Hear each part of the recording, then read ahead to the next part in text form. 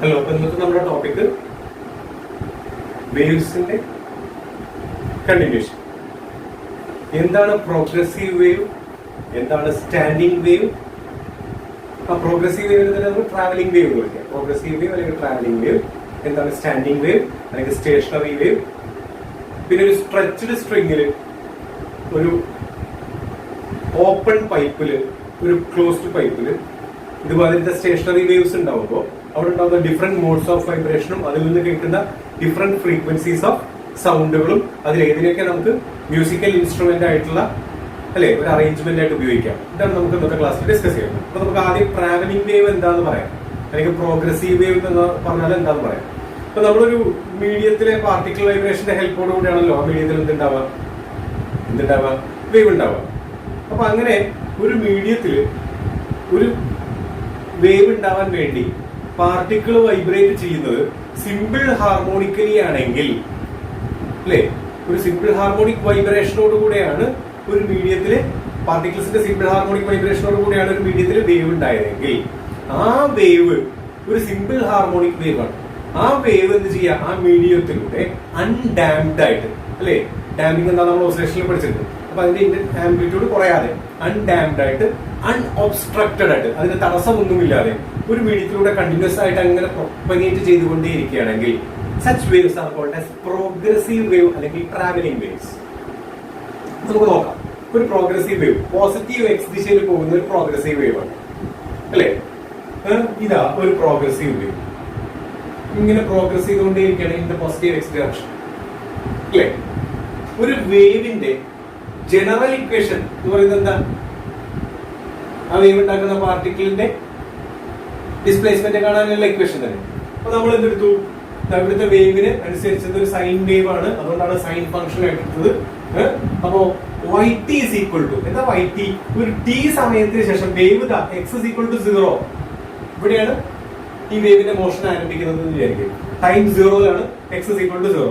ഇതിങ്ങനെ മൂവ് ചെയ്ത് t സമയമായപ്പോ ഇവിടെയാണ് എത്തിയത്, ഈ പോയിന്റിലാണ് എത്തിയത്. അപ്പോഴേക്ക് അതിനുണ്ടായ എക്സ് ഡിസ്പ്ലേസ്മെന്റ് ആണ് എക്സ് ടി. അപ്പൊ അതിനുണ്ടായ ആ സ്ഥലത്തെത്തിയപ്പോ ടി സമയത്ത് അതിനുണ്ടായ വൈ ഡിസ്പ്ലേസ്മെന്റ് ആണ് വൈ ടി. ക്ലിയർ അല്ലേ? അങ്ങനെയാണെങ്കിൽ ഈ വൈ ടി എന്ന് പറയുന്നതാണ് അവിടുത്തെ ആ ഇൻസ്റ്റന്റത്തെ വേവിന്റെ ഡിസ്പ്ലേസ്മെന്റ് അല്ലെ. Y t is equal to നമുക്കറിയാം a sine omega t plus phi ആയിരുന്നു. പ്ലസ് ഫൈ എന്നായിരുന്നു. ഫൈ എന്ന് പറയുന്നത് അതിന്റെ ഫേസ് അല്ലേ. അപ്പൊ ഈ ഫൈ എന്ന് പറയുന്നത് ഇനീഷ്യൽ ഫേസ് ആണെങ്കിൽ 0 അല്ലെ. ഇനീഷ്യൽ ഫേസ് ആണെങ്കിൽ 0. ഒരു എക്സ് ദൂരം വേവ് പോയപ്പോഴത്തെ ഫേസ് ആണ്. തുടങ്ങിയതിനെ അപേക്ഷിച്ച് ഇവിടെ ഒരു പാർട്ടിക്കിൾ വൈബ്രേറ്റ് ചെയ്യുമ്പോൾ എത്രയോ ഫേസിന് ശേഷമുള്ള അല്ലെ, ഇനീഷ്യൽ വൈബ്രേഷന് ശേഷം എത്രയോ ഫേസിന് ശേഷമുള്ള വൈബ്രേഷൻ ആണ് അവിടെ ഉണ്ടാവുക.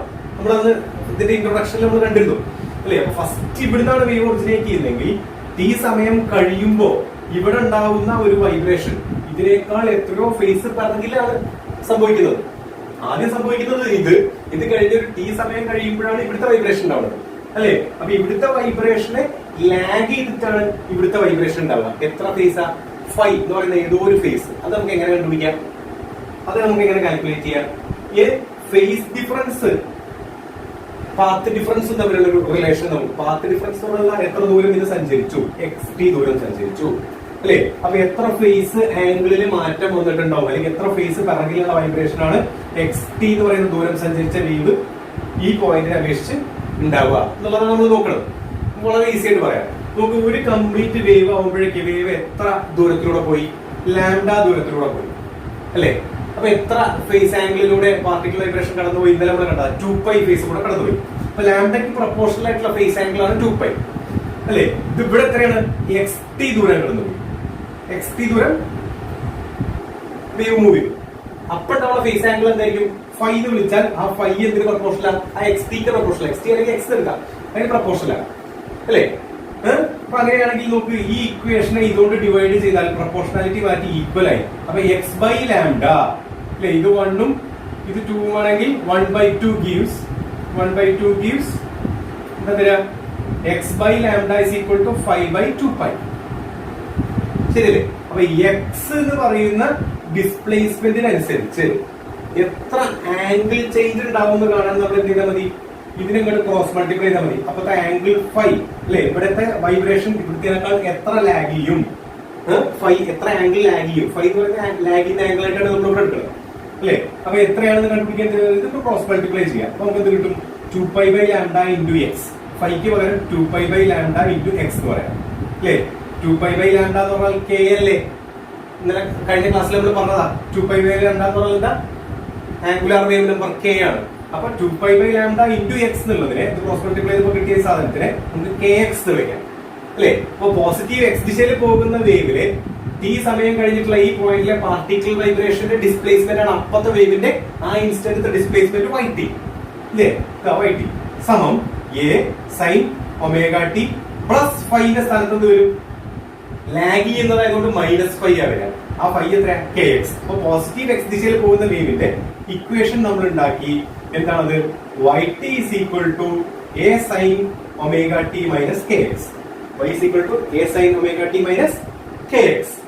ഇനി നോക്ക്, ഇതൊരു പ്രോഗ്രസീവ് വേവ് ആണ്. അതങ്ങനെ എനർജിനെ പ്രൊപ്പഗേറ്റ് ചെയ്യിപ്പിച്ചുകൊണ്ടേയിരിക്കണം മീഡിയത്തിലൂടെ. അങ്ങനെയുള്ള ഒരു വേവ് ഇങ്ങനെ പോയി ഒരു റിജിഡ് ബൗണ്ടറിയിൽ അല്ലെ, ഒരു ബൗണ്ടറിയിൽ വന്ന് തട്ടുമ്പോ അതെന്ത് സംഭവിക്കും, ആ വേവ് തിരിച്ചു വരും.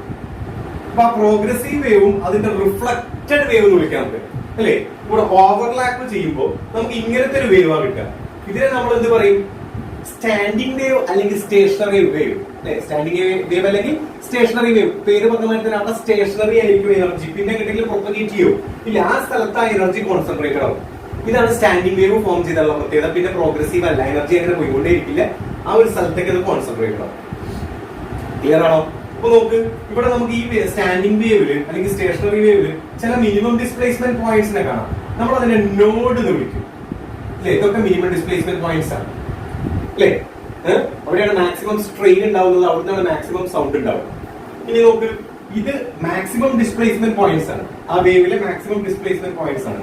ആന്റി നോഡ്സ് എന്നാണ് നമ്മൾ ഇതിനെ വിളിക്കുക, ആന്റി നോഡ്സ്. അപ്പൊ നോഡ്സും ആന്റി നോഡ്സും ആയിട്ടാണ് ഒരു സ്റ്റേഷണറി വേവ് ഫോം ചെയ്യുക. ഓക്കെ അല്ലേ?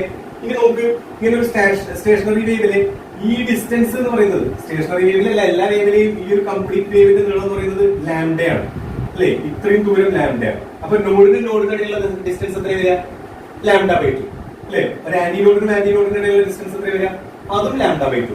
അപ്പൊ അങ്ങനെയാണെങ്കിൽ ഒരു നോഡിനും ആന്റി നോഡിനും ഇടയിലുള്ള ദൂരം അതിന്റെയും പകുതി അല്ലെ. ഇത് λ/2 ആണെങ്കിൽ ഇത് λ/4 അല്ലെ. അപ്പൊ നോഡിനും ഇടയിലുള്ള ദൂരം λ/2, നോഡിനും ആന്റി നോഡിനും ഇടയിലുള്ള ദൂരം λ/4, ആന്റി നോഡിനും ഇടയിലുള്ള ദൂരം λ/2. അപ്പൊ നോഡ് ആന്റി നോഡ് ആണെങ്കിൽ നോഡും ആന്റി നോഡും ഇടയിലുള്ള ഡിസ്റ്റൻസ് ആണെങ്കിൽ λ/2 പോകും. അപ്പൊ എത്ര ആംഗിളാ വരിക, ഒരു λ/2 എന്ന് പറഞ്ഞാൽ എത്ര വരിക, എത്രയല്ലേ, എത്ര ആംഗിൾ, ഇതുവരെ 2π പൈ എന്ന് പറയുന്ന ഫേസ് ആയിരിക്കും അവിടെ ഡിഫറൻസ് ഉണ്ടാവുക. λ/2 പാത്ത് ഡിഫറൻസ് ഉണ്ടെങ്കിൽ, പാത്തിൽ വ്യത്യാസം ഉണ്ടെങ്കിൽ വേവുകൾ തമ്മിൽ അല്ലെ, λ/2 എന്ന് പറയുന്ന പാത്ത് വ്യത്യാസം ഉണ്ടെങ്കിൽ അവർ തമ്മിൽ എത്ര ഫേസിൽ വ്യത്യാസം ഉണ്ടാവും, പൈ ഫേസിൽ വ്യത്യാസം ഉണ്ടാവും.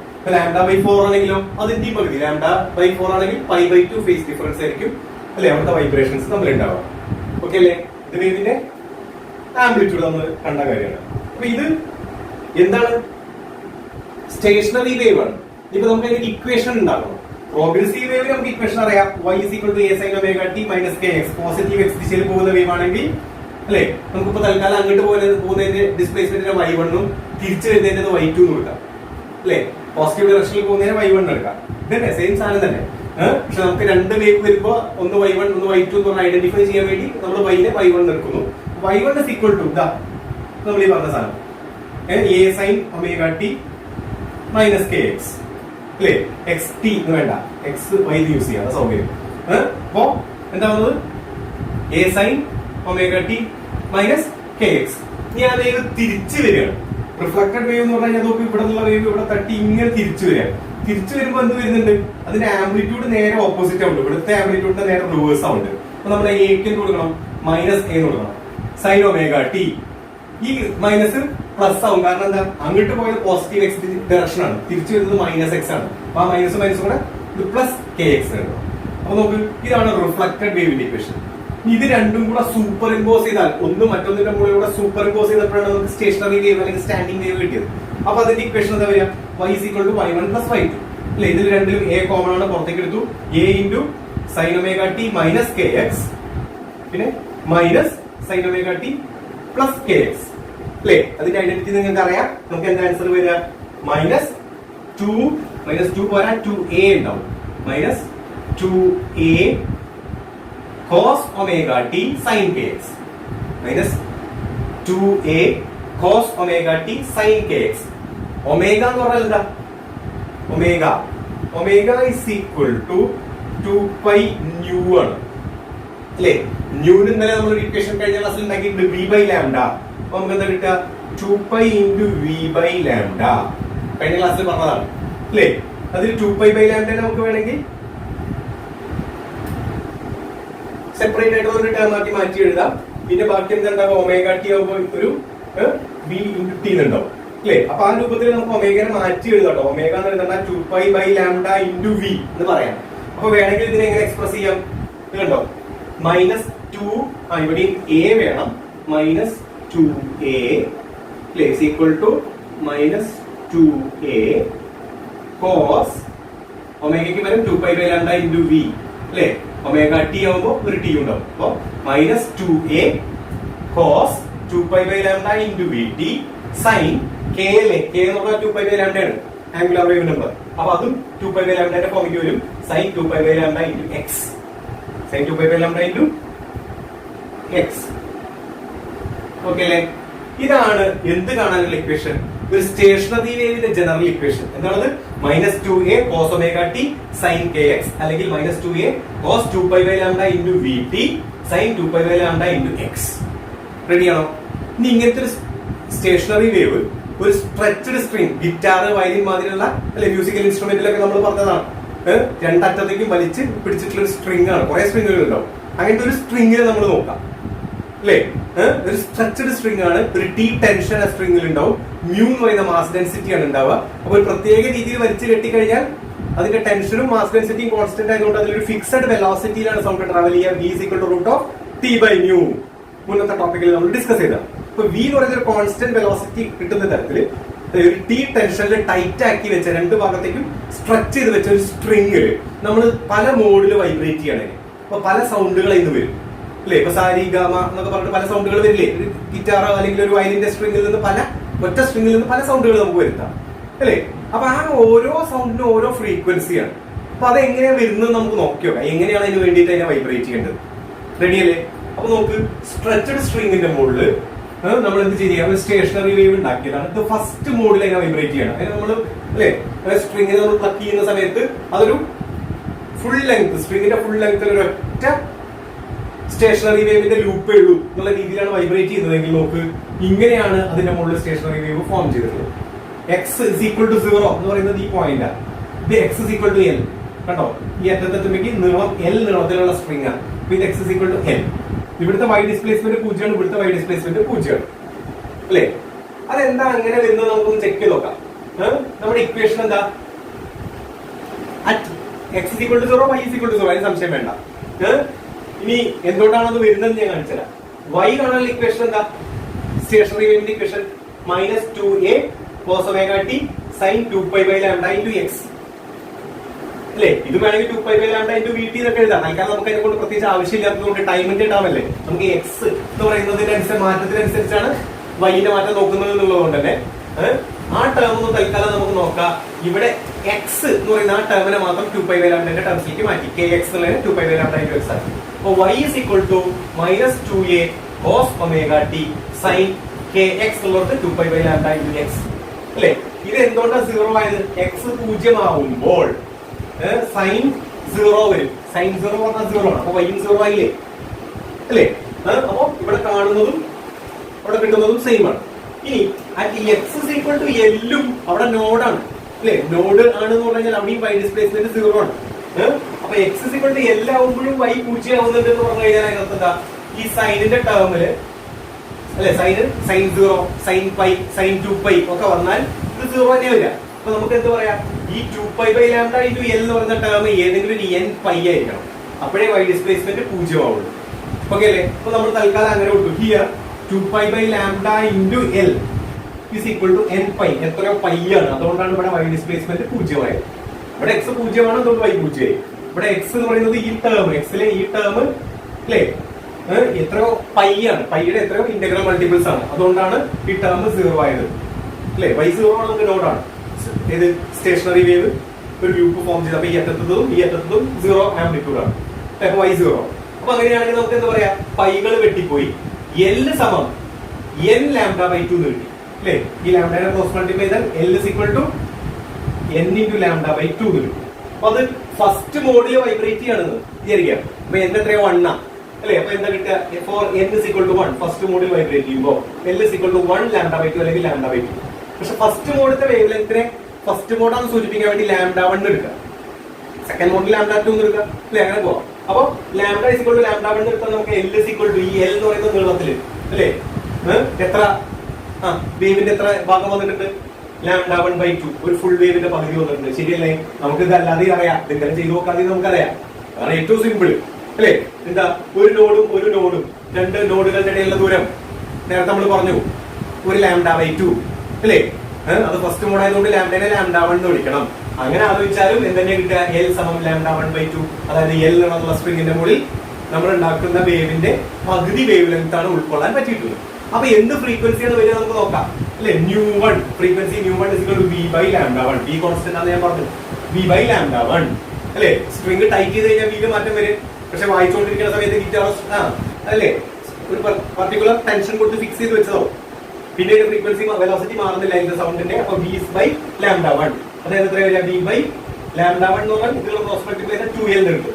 അപ്പൊ v/2l അല്ലെ. അപ്പൊ ν1 എന്ന് പറയുന്ന ഫസ്റ്റ് മോഡില് ആ സാധനത്തിന് സ്ട്രെച്ചഡ് സ്ട്രിങ്ങിനെ വൈബ്രേറ്റ് ചെയ്യിപ്പിക്കുമ്പോൾ അതിലുണ്ടാവുന്ന സ്റ്റേഷനറി വേവിന്റെ സൗണ്ട് ഫ്രീക്വൻസി എന്ന് പറയുന്നത് ν1 is equal to v/2l ആണ്. 2l ആ സ്ട്രിങ്ങിന്റെ നീളം, v അതിലുണ്ടാവുന്ന സൗണ്ടിന്റെ വെലോസിറ്റി. അപ്പൊ v/2l ആണ്. ഇത് നമ്മൾ ആദ്യം ഏറ്റവും ബേസിക് ആയിട്ട് കേൾക്കുന്ന സൗണ്ട് ഫ്രീക്വൻസി, ഫണ്ടമെന്റൽ ഫ്രീക്വൻസി എന്ന് വിളിക്കാം. ഫണ്ടമെന്റൽ ഫ്രീക്വൻസിനെ നമുക്ക് ഫസ്റ്റ് ഹാർമോണിക് എന്ന് വിളിക്കാം അല്ലെ. First harmonic, fundamental frequency is the first harmonic. നോക്കല്ലേ, സെക്കൻഡ് മോഡിൽ വൈബ്രേറ്റ് ചെയ്ത് എന്താ സംഭവിക്കുക, ഇനി ഞാൻ ഈ ഇക്വേഷനിൽ സബ്സ്റ്റിറ്റ്യൂട്ട് ചെയ്യില്ല, നിങ്ങൾക്ക് എണ്ണി കാണിച്ചാൽ അതാണ് കുറച്ചുകൂടെ എളുപ്പം. അപ്പൊ ഇത് നോക്ക്, ഇത് സെക്കൻഡ് മോഡ് ഓഫ് വൈബ്രേഷൻ ആണ്. അതിനെ വൈബ്രേറ്റ് ചെയ്യുമ്പോൾ രണ്ട് ലൂപ്പായിട്ടുള്ള രീതിയിലാണ് അവിടെ എന്തുണ്ടായിട്ടുള്ളത്, സ്റ്റേഷനറി വേവ് ഉണ്ടായിട്ടുള്ളത് അല്ലെ. ഇവിടെ നോഡ്, ഇവിടെ നോഡ്, ഇവിടെ നോഡ്. അപ്പൊ മൊത്തം എത്ര ഉണ്ടാവും, ഇതൊരു λ/2, ഇത് അടുത്ത λ/2. അപ്പൊ 2 λ/2 ഉണ്ടാവും അല്ലെ. 2 λ/2 ഉണ്ടാവും അല്ലെ. അതിന് ലാംഡ സെക്കൻഡ് മോഡ് ആയതുകൊണ്ട് λ2 എന്ന് സൂചിപ്പിച്ചു ഉള്ളൂ. അപ്പൊ L is equal to 2 λ2/2 ഉണ്ടാവും. ഈ മൊത്തം L എന്ന് പറയുന്ന നീളത്തിൽ ഇങ്ങനത്തെ ഒരു ഫുൾ വേവ് 2 വെട്ടിയ λ2 അല്ലേ, അതിനകത്തുണ്ടാവും ഒരു ഫുൾ വേവ് അല്ലെ. ഫുൾ വേവ് അല്ലേ ഉണ്ടായത്, ഫുൾ വേവ് ഫോം ചെയ്യും L നീളത്തിനുള്ളിൽ. ഇതേ L നീളാണ്, ഞാൻ കുറച്ച് മാഗ്നിഫൈ ചെയ്ത് വരച്ചെന്നുള്ളൂ. ഇത് നീളം രണ്ടും ഒന്ന് തന്നെയാണ്, L തന്നെയാണ്. ആ L നീളത്തിനുള്ളിൽ കുറച്ചും കൂടെ വലിയ വേവ് ലെങ്ത് ഉള്ള വേവ് ഉണ്ടായി അല്ലേ. അപ്പൊ എന്താ സംഭവിച്ചത്, λ2 സമം ഒന്ന് ക്രോസ് മൾട്ടിപ്ലൈ ചെയ്യാം. λ2 സമം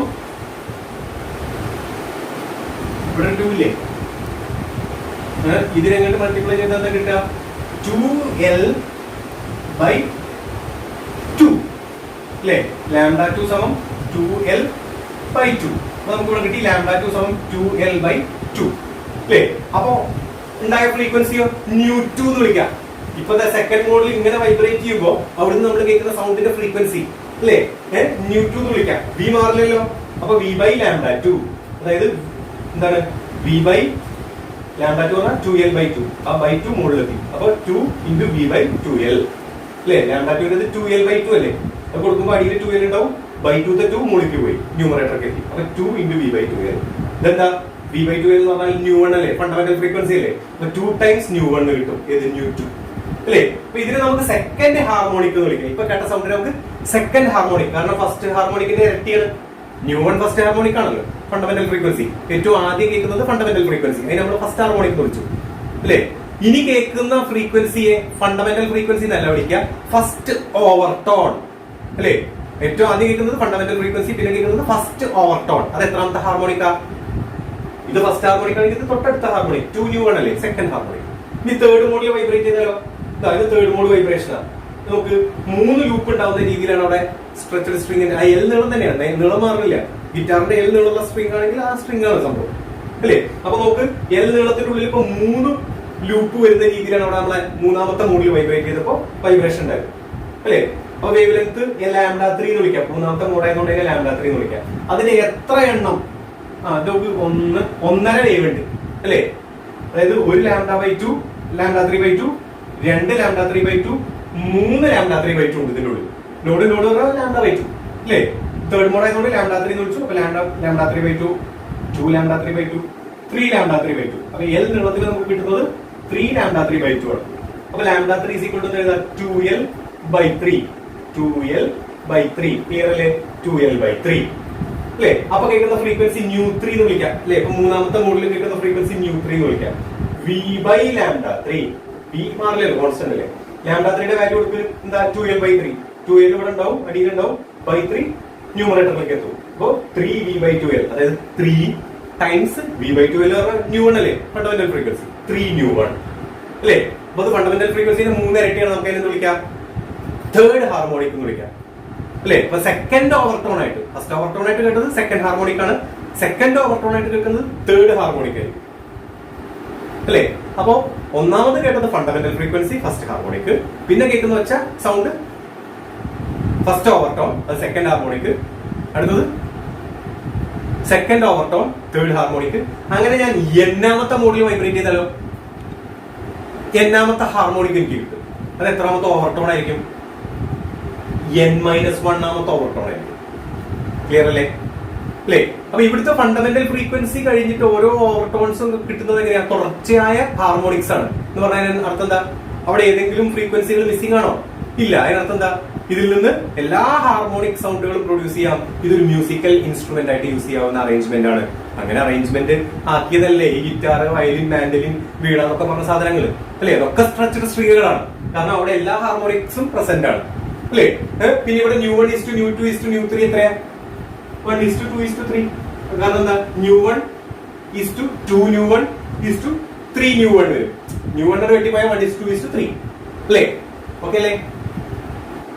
അടുത്തത് നമുക്ക് ഒരു ഓപ്പൺ പൈപ്പില് സ്റ്റേഷനറി വേവ്സ് ഫോം ചെയ്താൽ അതിന്റെ ഡിഫറെന്റ് മോഡ്സ് ഓഫ് വൈബ്രേഷനും അല്ലേ. ഓപ്പൺ പൈപ്പ് എന്ന് പറഞ്ഞാൽ ഈ കുഴലുകള്, ഫ്ലൂട്ട്, പുല്ലാങ്കുഴല് ഇങ്ങനത്തെ സാധനങ്ങളൊക്കെ ഓപ്പൺ പൈപ്സ് ആണ്. ഈ ഭാഗം ഓപ്പൺ ആണ്, ഈ ഭാഗം ഓപ്പൺ ആണ് അല്ലേ. ഈ പെന്നിന്റെ ടോപ്പ് എന്നൊക്കെ പറയുന്നത് ഒരു ക്ലോസ്ഡ് പൈപ്പാണ് അല്ലേ. ഇത് വെച്ചിട്ട് സാധാരണ മ്യൂസിക്കൽ സൗണ്ട് ഉണ്ടാവാറുണ്ടോ? ഒരു സിംഗിൾ സൗണ്ട് മാത്രമല്ല, ഒരു പ്രത്യേക സൗണ്ട് ഉണ്ടാവാന്നല്ലാതെ അതുകൊണ്ട് മ്യൂസിക്കൽ ഇൻസ്ട്രുമെന്റ്സ് ഒന്നും സാധാരണ നമ്മൾ കണ്ടില്ല. പക്ഷെ ഇവിടെയും ഓപ്പൺ ആണ്, ഇവിടെയും ഓപ്പൺ ആണ് എന്നുള്ള രീതിയിൽ ഇവിടെ ഒരു ഹോൾ ഉണ്ടാവും അല്ലെ. ഓപ്പൺ ആണ്, ഇവിടെ ഓപ്പൺ ആണ്. അങ്ങനെയുള്ളത് നമ്മൾ എന്ത് മാത്രമേ കണ്ടിട്ടുള്ളൂ? അതേമാതിരി ബാസുരി, അമ്മാതിരി തന്നെ പലതരം കുഴലുകൾ, അമ്മാതിരി തന്നെ പുല്ലാങ്കുഴൽ, ഇതൊക്കെ ഓപ്പൺ പൈപ്സ് ആണ്. അപ്പൊ അതില് നമ്മൾ എന്ത് ഒക്കെ മ്യൂസിക്കൽ ഇൻസ്ട്രുമെന്റ്സ് ഉണ്ടാക്കണ്ട. അപ്പൊ തന്നെ നമുക്ക് അറിയാം എല്ലാ ഹാർമോണിക്സും പ്രസന്റ് ആവും. നമുക്ക് ചെക്ക് ചെയ്ത് നോക്കാം അല്ലെ. ഡിഫറെന്റ് മോഡ്സ് ഓഫ് വൈബ്രേഷൻ, പിന്നെ ഓപ്പൺ പൈപ്പ്, ഇത് കഴിഞ്ഞിട്ട് ക്ലോസ് പൈപ്പ് നമുക്ക് നോക്കാം. അപ്പൊ നോക്ക്, ഇത് ഒരു ഓപ്പൺ പൈപ്പാണ് അല്ലെ. ഇതിനെ ഫസ്റ്റ് മോഡില് എന്ത് ചെയ്താൽ ഇതിൻ്റെ ഉള്ളത്തെ എയർ കോളത്തിനെ വൈബ്രേറ്റ് ചെയ്യിച്ചാൽ രണ്ടു ഭാഗം ഓപ്പൺ ആയ ഭാഗത്ത് എന്തുണ്ടാവും? ആന്റിനോഡ്സ് ഉണ്ടാവും, മാക്സിമം ഡിസ്പ്ലേസ്മെന്റ് പോയിന്റ്സ് ഉണ്ടാവും. ഇതിന് നടുവിൽ നോഡും ഉണ്ടാവും. ഇത് ഫസ്റ്റ് മോഡ് ഓഫ് വൈബ്രേഷൻ ആകുമ്പോൾ നമുക്ക് ഇതിലെ വൈബ്രേറ്റ് ചെയ്യുന്ന എന്താ എയർ കോളത്തിന്റെ ഇവിടുത്തെ ഈ മിനിമം ഡിസ്പ്ലേസ്മെന്റ് പോയിന്റ് നോഡിന് അല്ലെ ഇവിടെ വരെ ഉള്ള ഡിസ്റ്റൻസ് എത്രയാ? λ/4. ഇത് λ/4. അപ്പൊ മൊത്തത്തിൽ നമുക്ക് λ/2 എടുക്കാം. ഫസ്റ്റ് മോഡിൽ ആയതുകൊണ്ട് തന്നെ λ1 വേവ് ലെങ്ത് കൊടുത്താൽ ഐഡന്റിഫൈ ചെയ്യാൻ വേണ്ടിയിട്ട് λ1/2 എടുക്കാം. ഇത്രയും ലെങ്ത്തിൽ ഉണ്ടായ വേവിന്റെ പോർഷൻ അല്ലെ. ഫസ്റ്റ് മോഡിൽ നമ്മൾ വൈബ്രേറ്റ് ചെയ്തതാണ് ഓപ്പൺ പൈപ്പിനെ. അപ്പൊ ഈ അറ്റത്തും ആന്റിനോഡ് കിട്ടി. ഫസ്റ്റ് മോഡിൽ ഇത് ഇങ്ങനെ വൈബ്രേറ്റ് ചെയ്തു. x=0, x=L. നേരത്തെ മാതിരി തന്നെ x=0, x=L. L നീളമുള്ള ഓപ്പൺ പൈപ്പാണ്. അപ്പൊ അതിന്റെ ഈ ആന്റിനോഡിനും ഈ ആന്റിനോഡിനും ഇടയിലുള്ള ഡിസ്റ്റൻസ് എത്ര വരിക? ഒരു λ/2. ലാംഡ എന്നുള്ളതിനെ λ1 എന്ന് വിളിക്കണം ഫസ്റ്റ് മോഡ് ഓഫ് വൈബ്രേഷൻ ആയതുകൊണ്ട്. അപ്പൊ നമുക്ക് എങ്ങനെ എഴുതാം? L=λ1/2 or λ1=2L അല്ലെ. അപ്പൊ കേൾക്കുന്ന ഫസ്റ്റ് മോഡത്തെ ഫ്രീക്വൻസി എത്രയായിരിക്കും? ν1=v/λ1 അല്ലെ. λ1/2L അല്ലേ. അപ്പൊ v/2L. ഇതാണ് ν1. ഓപ്പൺ പൈപ്പിൽ കിട്ടുന്ന ഏറ്റവും ബേസിക് ഫ്രീക്വൻസി അല്ലെങ്കിൽ ഫണ്ടമെന്റൽ ഫ്രീക്വൻസി അല്ലെ? അത് ഒന്നാമത്തെ ഹാർമോണിക് എന്ന് വിളിക്കാൻ നമുക്ക് V/2L. ഫസ്റ്റ് ഹാർമോണിക് ആണ് ഫണ്ടമെന്റൽ ഫ്രീക്വൻസി. ഓക്കെ, ഇനി അടുത്ത മോഡിൽ വൈബ്രേറ്റ് ചെയ്യുമ്പോൾ ഇവിടുത്തെ എയർകോളം ഗ്രൂപ്പ് ഇങ്ങനെയാണ് ഫോം ചെയ്തിട്ടുള്ള ഒരു സ്റ്റേഷനറി വേവ് അല്ലെ? ഈ എന്തിലും ആന്റിനോഡ് ഉണ്ടായിരിക്കും. അത് നമുക്ക് ഈ ഡിസ്റ്റൻസ്, ഇത് ഒരു ആന്റിനോഡ് ഡിസ്റ്റൻസ് എന്ന് പറഞ്ഞാൽ ഒരു λ/2. വീണ്ടും ഒരു ആന്റിനോഡ് എന്ന് പറഞ്ഞാൽ അടുത്ത λ/2 അല്ലെ? അപ്പൊ 2 λ/2. ലാംഡനെ നമുക്ക് λ2 എന്ന് വിളിക്കാം, സെക്കൻഡ് മോഡ് ആയതുകൊണ്ട്. അപ്പൊ 2λ2/2 എന്ന് വിളിക്കാം എൽ നീളത്തിലുണ്ടായ സെക്കൻഡ് മോഡത്തെ വേവിന്, സ്റ്റേഷനറി വേവിന്. അപ്പൊ നമുക്ക് L = 2λ2/2 അല്ലെ? അതിന് ക്രോസ് മൾട്ടിപ്ലൈ ചെയ്തു, λ2 = 2L/2, λ2 = 2L/2 അല്ലെ? അപ്പൊ ഉണ്ടാവുന്ന ഫ്രീക്വൻസിയാണ് ν2. ν2 = V/L, സോറി V/λ.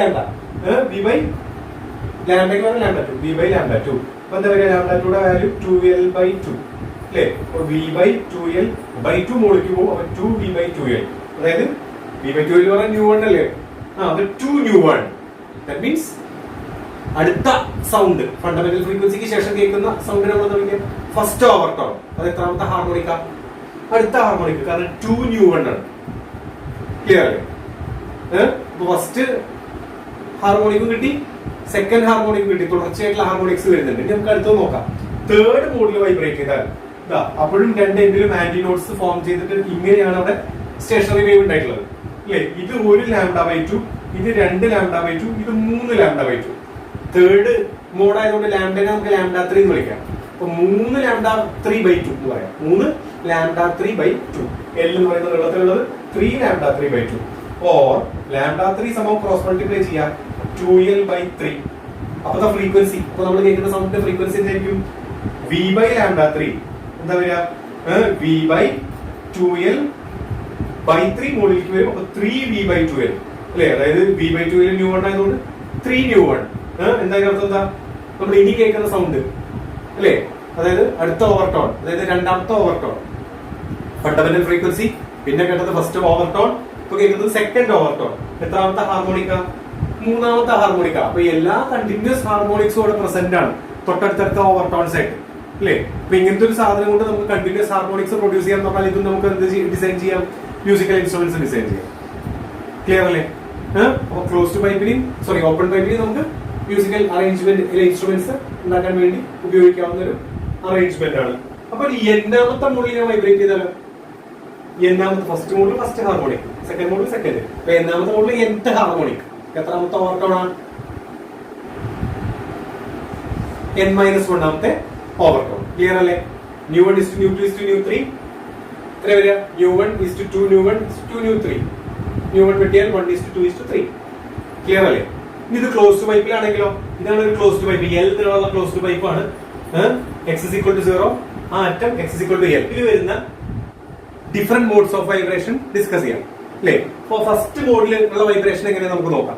ഫസ്റ്റ് മോഡിൽ വൈബ്രേറ്റ് ചെയ്യുമ്പോൾ ഈ അറ്റത്തെ ഒരു നോഡാണ്, ഈ ഭാഗത്ത് ഒരു ആന്റിനോഡാണ് അല്ലെ? ശരിക്കും ആന്റിനോഡ് കുറച്ചുകൂടെ അങ്ങോട്ടാ വരും. പക്ഷെ ആ കറക്ഷൻ നമ്മൾ പരിഗണിക്കുന്നുണ്ടോ? ഇല്ല, കറക്ഷൻ നമ്മൾ പരിഗണിക്കുന്നില്ല. അപ്പൊ അതുകൊണ്ട് ഇവിടെ ആന്റിനോഡ് വരുന്നു എടുക്കാം, ഇവിടെ നോഡ് വരുന്നു എടുക്കാം. ശരിക്കും ഇതിന്റെ ഡയമീറ്ററിനനുസരിച്ച് ഒരു എറർ ഉണ്ടാവും, ഒരു കറക്ഷൻ എറർ അവിടെ ഉണ്ടാവും. അത് കറക്ഷൻ ചെയ്യണം. പക്ഷെ നമ്മളത് ചെയ്യുന്നില്ല. തൽക്കാലം എവിടെയാണ് അതിന്റെ ആന്റിനോഡ് എന്നാണ് അസ്യൂം ചെയ്യണം. ഓക്കെ, അപ്പൊ ഇതാണ് ഇതിന്റെ നോഡ്, ഇതാണ് ഇതിന്റെ ആന്റിനോഡ്. ഇത് ഫസ്റ്റ് മോഡിൽ ഞാനൊരു ക്ലോസ്ഡ് പൈപ്പിന് അല്ലെ, ഒരു പെന്നിന്റെ ടോപ്പ് എന്ന് പറയുന്ന ക്ലോസ്ഡ് പൈപ്പ് എന്ന് പറഞ്ഞു അല്ലേ? അപ്പൊ അതിനെ ഞാൻ വൈബ്രേറ്റ് ചെയ്യിപ്പിക്കണം, ഇതിലത്തെ എയർകോളത്തിനെ വൈബ്രേറ്റ് ചെയ്യിപ്പിക്കണം. ഈ അറ്റം നോഡ്, അറ്റം ആന്റിനോഡ്. അപ്പൊ ഈ ദൂരം L ആണെങ്കിൽ നമുക്കറിയാം L = λ/4. ഒരു നോഡിനും ഒരു ആന്റിനോഡിനും ഇടയിലുള്ള ദൂരം λ/4 അല്ലേ? ആണ്. അപ്പൊ നമുക്കറിയാം ഈ ഡിസ്റ്റൻസ് λ/4 ആണെന്ന് അറിയാം. അപ്പോ ഫസ്റ്റ് മോഡ് ആയതുകൊണ്ട് ലാംഡനെ λ1 കൊടുത്താൽ L = λ1/4 എന്ന് വിളിക്കാം. ഫസ്റ്റ് മോഡ് ഓഫ് വൈബ്രേഷനിൽ ഈ L നീളത്തിൽ ഉണ്ടാവുന്നത് അല്ലെ, ആ ഒരു ഫുൾ വേവ് ലെങ്ത്തിന്റെ കാൽഭാഗമാണ്. λ1 വേവ് ലെങ്ത് ഉള്ളതിന്റെ കാൽഭാഗം, അതാണ് L = λ1/4. റെഡി അല്ലേ? ആന്റിനോഡ് ദൂരം λ/4. ലാംഡ ഇവിടെ λ1 ആയതുകൊണ്ട് λ1/4. അപ്പൊ എന്താണ്? λ1 = 4L അല്ലേ? ഇത് ഇങ്ങനെ വേണമെന്നില്ല, ഇത് നമുക്ക് വേറെ രീതിയിൽ അസ്യൂം ചെയ്യാം. അപ്പൊ നമ്മൾ നേരത്തെ ഒരു ഇക്വേഷൻ പറഞ്ഞിരുന്നില്ലേ? എന്തായിരുന്നു? സ്റ്റാൻഡിംഗ് വേവിന്റെ equation y = -2a cos ωt sin 2π/λ × x. ഇവിടെ എത്തുമ്പോ x L ആവും. അപ്പൊ എന്താ വരിക? 2π/λ into L അല്ലേ? അത് 2n π/2 എന്ന് നേരത്തെ വന്നത് എവിടെ? സ്ട്രെച്ചഡ് സ്ട്രിംഗിൽ വന്നത്. അതെന്തുകൊണ്ടാ? ഇവിടെ നോഡായിരുന്നു, ഈ അറ്റത്ത് നോഡായിരുന്നു L ഉള്ളടത്ത്. അപ്പൊ അവിടെ മിനിമം ഡിസ്പ്ലേസ്മെന്റ് ആണ്. അപ്പൊ സൈനിന് മിനിമം വരാൻ ഉള്ള കണ്ടീഷൻ എന്താ? പൈ വരണം അല്ലെ? 2π, അങ്ങനെ nπ വരണം. അല്ലെങ്കിൽ 2n π/2 എന്ന് പറഞ്ഞാൽ n2 വെട്ടിയാൽ nπ കിട്ടുക. അതാണ് വരേണ്ടത് അല്ലേ? അപ്പൊ അവിടെ അതാണ് നമ്മൾ എടുത്തത്. പക്ഷെ ഇവിടെ നമുക്ക് മാക്സിമം ആംപ്ലിറ്റ്യൂഡ് ആണ് x = L. അപ്പൊ സൈനിന്റെ ഉള്ളത്തെ വാല്യൂ എന്ത് വരണം? 2n-1 π/2 വരണം. 2n-1 π/2. ക്ലിയർ അല്ലേ? അപ്പൊ 2n-1 π/2 വന്നാൽ ഇവിടെ നമുക്ക് നോക്ക് 2π/λ into L = 2n-1 π/2 വന്നാൽ പൈ ക്യാൻസൽ ആയി പോയി. ബാക്കി എന്താ ഉണ്ടാവുക? L = അല്ലേ? ഈ 2നെ കൊണ്ടുപോയി ഇവിടെ 4 ആവും. ഈ ലാംഡനെ കൊണ്ടുപോയി മുകളിൽ ലാംഡ ഉണ്ടാവും. 2n-1 λ/4 ആവും. 2n-1 λ/4. റെഡി അല്ലേ? 2n-1 λ/4. ഇനി if n = 1 ഫസ്റ്റ് മോഡിലാണ് വൈബ്രേറ്റ് ചെയ്യുന്നതെങ്കിൽ അല്ലേ? 2 into 1 1 -1 ആൻസർ 1. എന്താ വരിക? λ/1/4. റെഡി അല്ലേ? ഇതന്നെയാണ് നമുക്ക് ഇങ്ങനെ കിട്ടിയത്. എണ്ണിയാൽ കിട്ടുന്നതും അത് തന്നെയാണ്. കറക്റ്റ് അല്ലേ? അപ്പൊ രണ്ടും ഒരേ സാധനം തന്നെയാണ്. ഞാൻ കുറച്ചുകൂടി ഈസി ആവാൻ വേണ്ടിയിട്ടാണ് എണ്ണി പറഞ്ഞത് അല്ലേ? മാത്തമാറ്റിക്കലി പറയുകയാണെങ്കിൽ അപ്പോഴും നമുക്ക് കിട്ടുന്നത് ഈ ഒരു L നീളത്തിന്റെ ഉള്ളിലുള്ളത് തന്നെയാണ്. ഒരു λ/1/4 നീളമാണ് അല്ലേ? അത് മാറില്ലല്ലോ, അത് അത്ര തന്നെ വരും. അപ്പൊ നമുക്ക് എന്താ വേണ്ടത്? ഇതിനനുസരിച്ചുള്ള ഫ്രീക്വൻസി ν1 = വരും v/λ1. λ1 എത്രയാ? 4L അല്ലേ? ക്രോസ് മൾട്ടിപ്ലൈ ചെയ്ത് കിട്ടിയതാണ്. അപ്പൊ v/4L ഇതാണ് ν1. ഫസ്റ്റ് മോഡിൽ ക്ലോസ്ഡ് പൈപ്പിനെ വൈബ്രേറ്റ് വെച്ചപ്പോ നമുക്ക് കിട്ടിയ ഫ്രീക്വൻസി ഓഫ് സൗണ്ട് എത്ര? v/4L. ഇതിനെ നമുക്ക് എന്ത് വിളിക്കാം? ആദ്യം കേൾക്കുന്ന ഏറ്റവും ബേസിക് ഫണ്ടമെന്റൽ ഫ്രീക്വൻസി അല്ലേ? ഒന്നാമത്തെ ഹാർമോണിക്. ഇതാണ് ഫണ്ടമെന്റൽ ഫ്രീക്വൻസി ആയിട്ട് കേൾക്കുന്നത്, ഒന്നാമത്തെ ഹാർമോണിക്. ഇനി ഇതിന്റെ സെക്കൻഡ് മോഡിൽ വൈബ്രേറ്റ് ചെയ്താലോ? ഇങ്ങനെയാണ് അതിൽ വേവ് ഫോം ചെയ്യുക. ഈ അറ്റത്ത് ആന്റിനോഡ് നോഡ് ആന്റിനോഡ് നോഡ് അല്ലേ? ഇതെത്രയാ? ഒരു λ/4. ഇത് അടുത്ത λ/4. ഇത് മൂന്നാമത്തെ λ/4. സെക്കൻഡ് മോഡത്തെ ലാംഡനെ λ2 എന്ന് വിളിക്കാം. അപ്പൊ ഇതൊരു λ2/4, 2 λ2/4, 3 λ2/4. അപ്പൊ നമുക്ക് എങ്ങനെ എഴുതാം? L = 3 λ2/4 അല്ലെ? ഒന്ന് ക്രോസ് മൾട്ടിപ്ലൈ ചെയ്യാം. അപ്പൊ λ2 = 4L/3 വരും. 4L/3. അപ്പൊ ഫ്രീക്വൻസിയാണ് ν2 v/λ2 v/4L/3 അല്ലെ? 3 മൂളിക്കത്തും 3. അപ്പൊ 3 v/4L. ഇത് 3 ν1 അല്ലെ? v/4L എന്ന് പറഞ്ഞാൽ ν1 അല്ലേ? 3 ν1 എന്ന് പറഞ്ഞാൽ എന്താ? അടുത്ത ഓവർടോൺ, അതായത് ഫണ്ടമെന്റൽ ഫ്രീക്വൻസിക്ക് ശേഷം കേൾക്കുന്ന ടോൺ ആണ് ഫസ്റ്റ് ഓവർടോൺ. ഓക്കെ, അത് എത്രാമത്തെ ഹാർമോണിക്കാ? സെക്കൻഡ് ആണോ? ഇവിടെ അല്ല, തേർഡ് ഹാർമോണിക്കാണ് അല്ലേ? 3 ν1. അപ്പൊ തേർഡ് മോഡിൽ എന്താ സംഭവിക്കാൻ നോക്കാം നമുക്ക്. തേർഡ് മോഡിൽ വൈബ്രേറ്റ് ചെയ്യുന്നതാ ആന്റിനോഡ് നോഡ് ആന്റിനോഡ് നോഡ് ആന്റിനോഡ് അല്ലേ? അപ്പൊ തേർഡ് മോഡിന്റെ ലാംഡനെ λ3 എന്ന് വിളിച്ചാൽ ഒരു λ3/4, 2 λ3/4, 3 λ3/4, 4 5 λ3/4 ആണ് ഈ L നീളത്തിലുള്ളത്. L = 5 λ3/4. ക്രോസ് മൾട്ടിപ്ലൈ ചെയ്താൽ λ3 = 4L/5 അല്ലേ? അപ്പൊ ഉണ്ടാവുന്ന സൗണ്ടിന്റെ ഫ്രീക്വൻസി ν3 = v/λ3. ഇത്ര വരും. λ3 കൊടുക്ക് 4L/5 മുകളിലേക്ക് പോകും. 5 × v/4L. റെഡി അല്ലേ? അടുത്ത ടോൺ, സെക്കൻഡ് ഓവർ ടോൺ എന്താണ്? 5 times v/4L. v/4L എന്ന് പറഞ്ഞാൽ ν1. 5 ν1 ആണ്. എന്ന് പറഞ്ഞാൽ എത്രാമത്തെ ഹാർമോണിക് ആണ് സെക്കൻഡ് ഓവർ ടോൺ? അഞ്ചാമത്തെ ഹാർമോണിക് അല്ലേ? ഇപ്പൊ രണ്ടാമത്തെ ഹാർമോണിക്കും നാലാമത്തെ ഹാർമോണിക്കും മിസ്സിംഗ് ആണ്. ഓഡ് ഹാർമോണിക്സ് മാത്രമേ ഉള്ളൂ, ഈവൻ ഹാർമോണിക്സ് മിസ്സിംഗ് ആണ് അല്ലേ? അപ്പൊ എന്നാമത്തെ മോഡിൽ ഞാൻ ഇതിനെ വൈബ്രേറ്റ് ചെയ്യുമ്പോൾ എനിക്ക് n-1 ഓവർടോൺ കിട്ടും. പക്ഷെ അത് എത്രാമത്തെ ഹാർമോണിക്കാ? 2n-1 ഹാർമോണിക് അല്ലേ? 2n-1 harmonic.